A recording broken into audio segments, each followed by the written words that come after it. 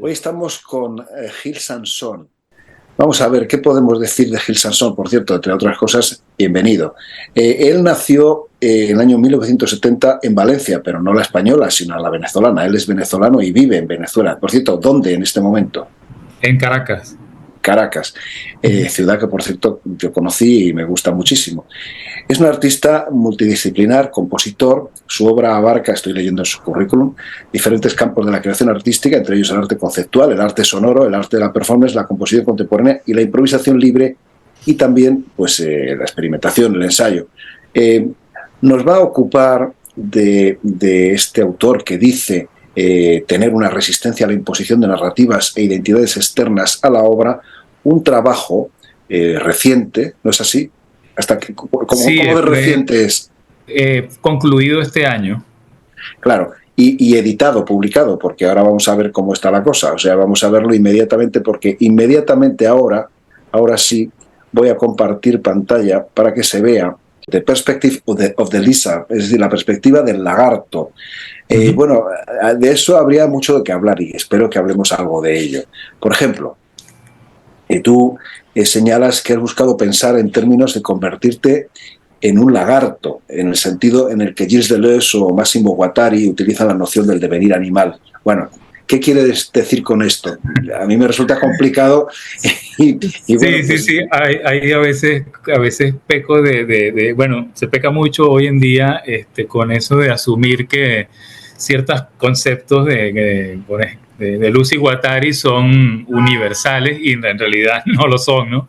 Son de hecho un cuerpo de trabajo bien complejo, ¿no? ya. Pero sí, el concepto que ellos llaman devenir animal no se Vale. refiere a convertirse físicamente en un animal, ¿no? Sino en el ejercicio de imaginación, de situarse en una perspectiva diferente a la de uno, Sí, una este, especie de empatía, diríamos. como una especie de empatía sin juicio, donde uno en el proceso uno se enriquece porque en teoría uno adquiere digamos, por osmosis una suerte de cualidades del animal que uno está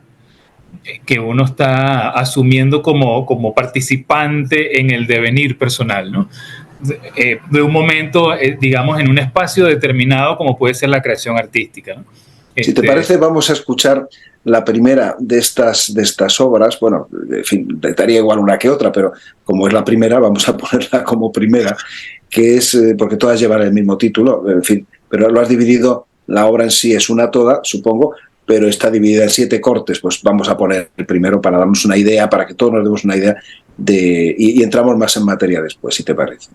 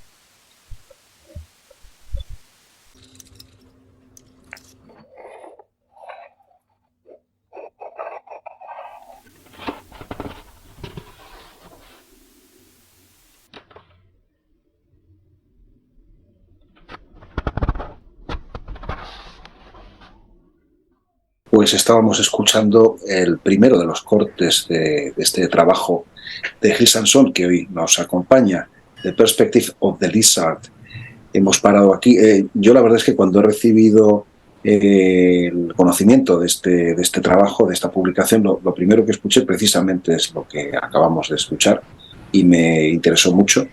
Y me interesó mucho también, luego leí en lo que se puede, más abajo aparece en inglés, por supuesto, en este caso. Aquí dice, por ejemplo, se lanzó el 17 de julio de 2025 este trabajo.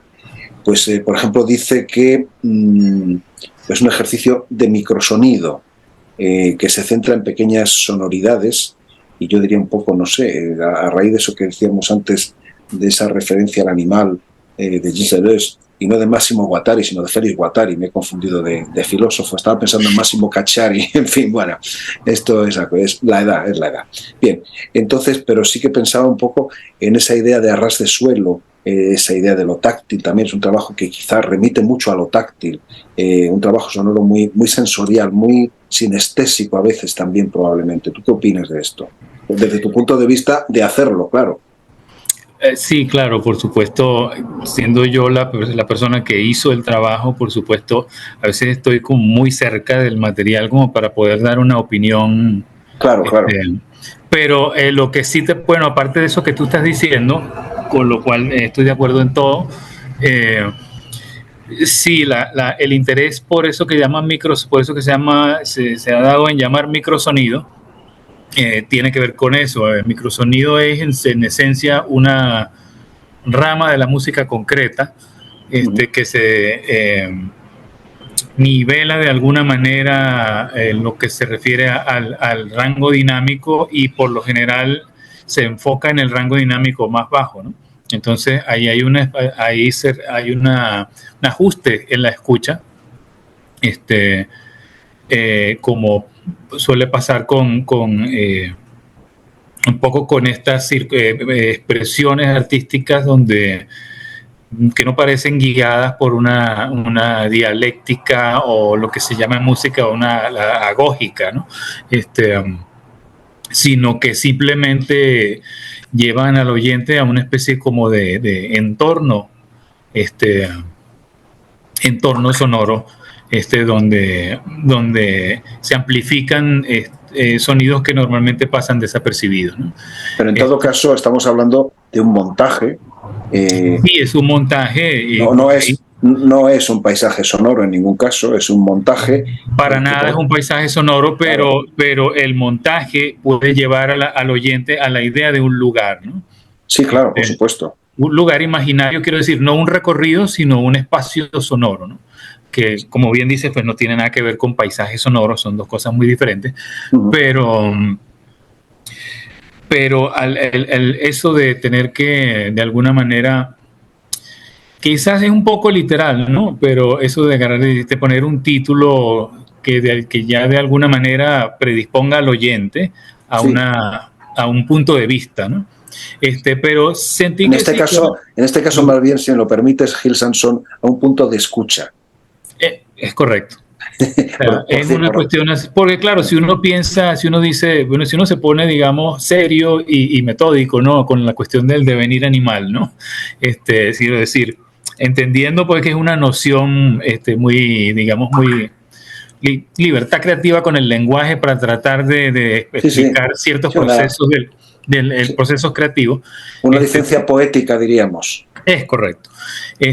Tienes pienso, y por lo menos yo, la posibilidad de eso, que si yo soy una lagartija, ¿cómo escucho yo? ¿Yo escucho con mis oídos o escucho con la piel? Por ahí va yo. Entonces, por esa referencia del cuerpo como elemento también de receptor de vibraciones y de captar al cerebro de vibraciones, claro. Claro, entonces a mí hay una cuestión que por lo menos algunas de las obras, como digamos clásicas de eso que se llama microsonido, que ya es una variante que ya tiene unos 30 años, y hay una serie, se puede decir que hay una serie de obras canónicas que se han hecho a lo largo de esos 30 años. muchas veces hay como una tendencia, hay varias tendencias, ¿no? Hay una que es como al asombro, ¿no? Que es el de una vez que tú ajustas tu percepción para escuchar sonidos más pequeños, pues dices, mira, esto que parecía, esto que yo ignoraba, pues resulta que aquí hay mucho drama, ¿no? O por lo menos interpretación posible de eventos que se pueden llevar al arte o al sonido con drama y cosas así, solo que, o sea, ocurren a pequeña escala, ¿no?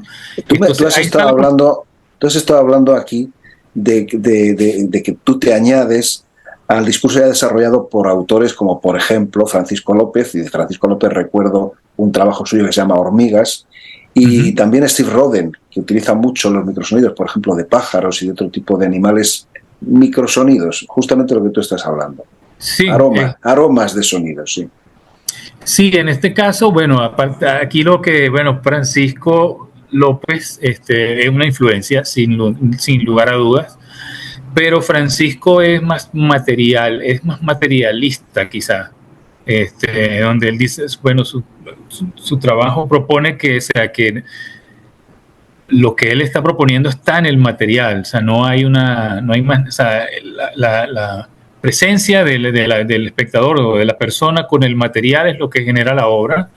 Y bueno, lo demás son añadidos, pues lo demás son axiomas que cada quien quisiera añadir, ¿no? Pero en mi caso, eh, yo no soy tan metódico ni tan digamos, consecuente con una ética del arte sonoro como Francisco, ¿no? Yo soy más,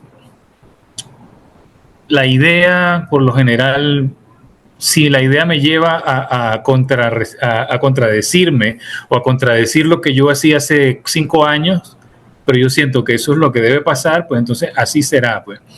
No siento que yo vea esa cuestión hay también un rechazo a esa cuestión del arte contemporáneo que exige que uno trace una línea y la siga, ¿no? Uh-huh. Yo funciono más bien como yo en algún momento dibujé un punto y ese punto es una singularidad y de esa singularidad se salen líneas en diferentes direcciones, ¿no? Pues vamos, si te parece, a escuchar otro poco de esto. Seguro. Uno más corto, quizá el corte número 4. A ver.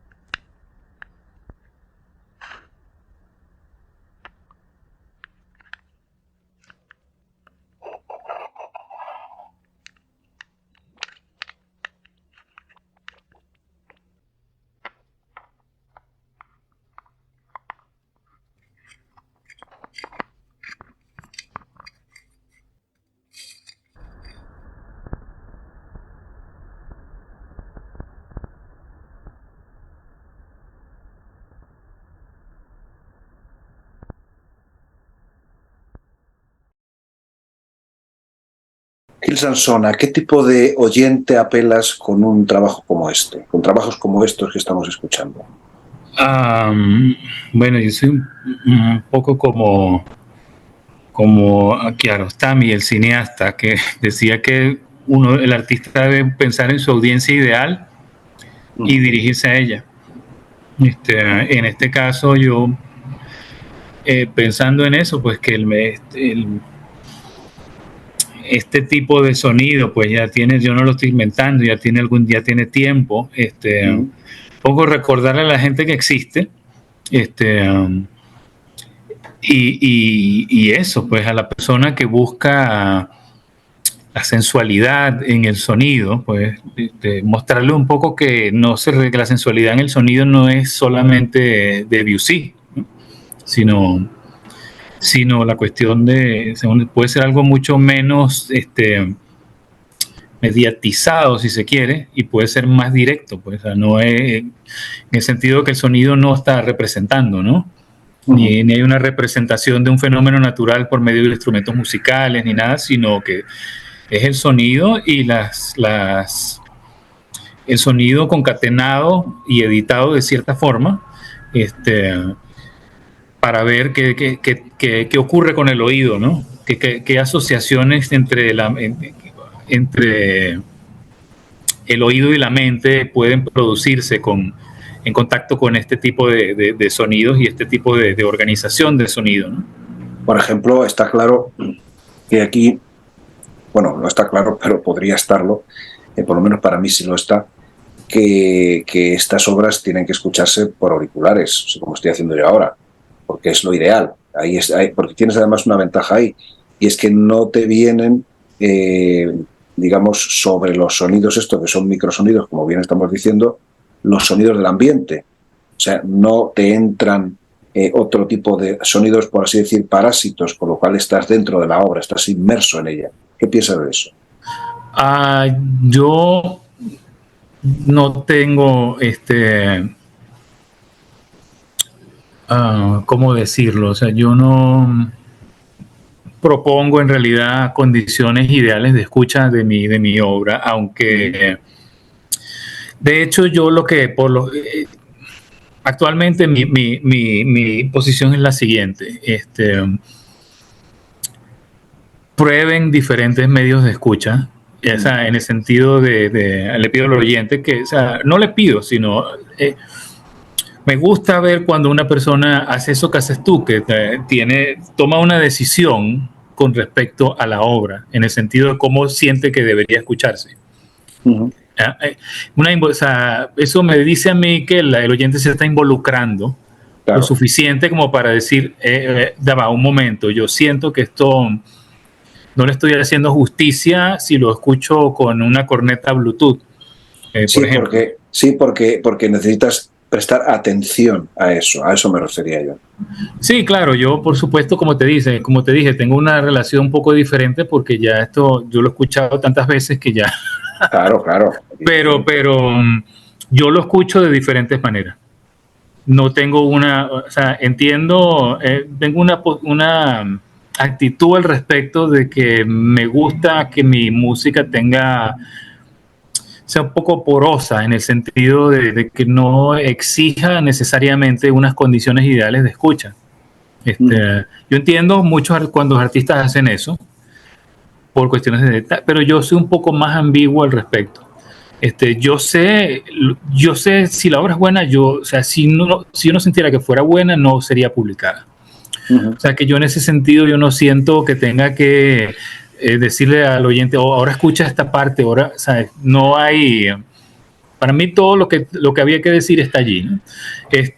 Pero yo personalmente juego con las condiciones de la escucha, porque entiendo que exigir unas condiciones ideales no me parece justo, porque esas condiciones tarde o temprano terminan siendo socioeconómicas, ¿no? Sin duda. No quiero irme por ese lado de imponer unas condiciones de escucha específicas sino que soy más variable, entiendo que si tengo el presupuesto de el MACBA, por ejemplo, para hacer una instalación, ahí sí me puedo poner bien exquisito, ¿no? Pero, por ejemplo, en este tipo de cosas, no, yo lo mezclo y lo masterizo para que suene lo mejor posible en cualquiera de los medios. Si te parece... Sí, no. Acaba, ibas a decir algo. Sí, y además eso me he dado cuenta porque mi obra ha salido en diferentes formatos, ¿no? Entonces, por ejemplo, cuando me llegaron las últimas 3-4 obras, las hice, salieron en formato cassette. Se masterizaron pensando en el formato cassette y por cuestiones de tiempo llevó tiempo en que llegaran a mis manos, y cuando las escuché sentí que las estaba escuchando por primera vez en el formato para el cual fueron pensadas, ¿no? O sea que son como que si lo escuchas en Bandcamp es una cosa, si lo escuchas en cassette es otra. Sí, si el soporte es fundamental, claro que sí, es parte de la obra y sin duda. Entonces a mí me gusta ser abierto en ese sentido con respecto al medio de reproducción. Bueno, pues vamos a dejarlo aquí, pero no lo que suena. Primero, porque lo que suena está ahí. Cuando publiquemos esto va a estar el enlace muy claro para que la gente pueda ir a esta página y pueda escuchar o comprarlo o lo que quiera. Pero además, ya como despedida, pues vamos a colocar otro de estas piezas, por ejemplo, la número 7. Y bueno, pues con esto te despedimos, agradeciéndote muchísimo, Gil Sansón, todas las explicaciones y por supuesto la obra. Gracias a ti, José. Gracias a ti y a tu audiencia.